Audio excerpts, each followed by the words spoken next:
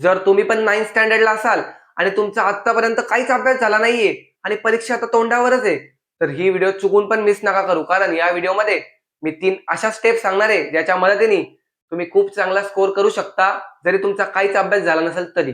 तर स्वागत आहे तुमचं आपल्या व्हिडिओमध्ये. मी आहे जय आणि तुम्ही बघत आहात जय लर्निंग.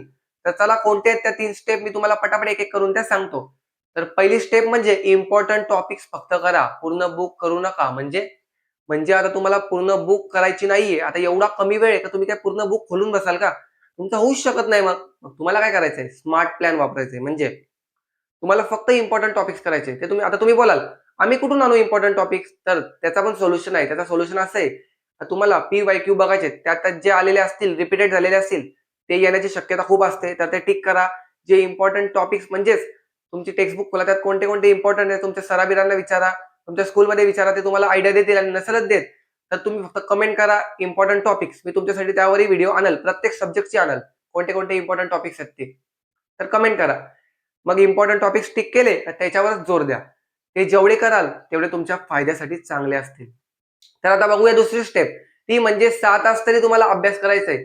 आता 6 तास कसं करायचा अभ्यास ते पण मी तुम्हाला सांगतो. ते म्हणजे तुम्हाला 2 तास द्यायचे सायन्सला. काही होऊन द्या तुम्हाला दिवसातनं 2 तास तरी सायन्सला द्यायचे. त्यानंतर 2 तास द्यायचे तुम्हाला मॅथ्सला. 2 तास सायन्सला, 2 तास मॅथ्सला. राहिले 2 तास ते तुम्हाला इतर सब्जेक्ट जे आहेत त्यांना द्यायचे. कारण का मॅथ्स आणि सायन्स हे खूप इम्पोर्टंट सब्जेक्ट आहेत.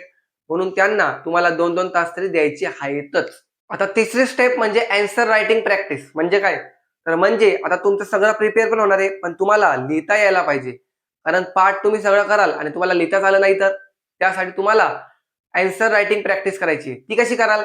तर मागचे 2-1 वर्षाचे पी-वाय-क्यू उचला. चालू करा सोडवायला. डायरेक्ट सोडवायला घ्या. आणि 3 तास लावून टाईम लावून बघा. तुमचं टाईमानुसार पेपर होतो का? तुम्हाला लिहिता जमतो का? तुम्ही उत्तर जो पाठ केलाय, तो तुम्हाला लिहिता जमतो का? ते जर नसेल जमत, तर त्यावर जोर द्या. अशी प्लॅनिंग हे 3 स्टेप जर तुम्ही फॉलो केल्या, तर तुमचा पण या कमी दिवसात चांगला अभ्यास होऊन तुम्ही चांगला स्कोर करू शकतात. आणि आता तुम्ही 10th स्टँडर्डला जाणार आहात, म्हणजेच तुम्ही 10वी जाणार आहात. तर 10वीचे तुमच्या सोबत मी आहे पूर्ण वर्ष पुढच्या 10वी म्हणून 10वी जायच्या आधीच आपल्या चॅनलला सबस्क्राईब करून ठेवा. कारण का आपण एकदम भारी-भारी कंटेंट या चॅनलवर आणणार आहोत, ज्याने तुम्हाला खूप फायदा होणार आहे.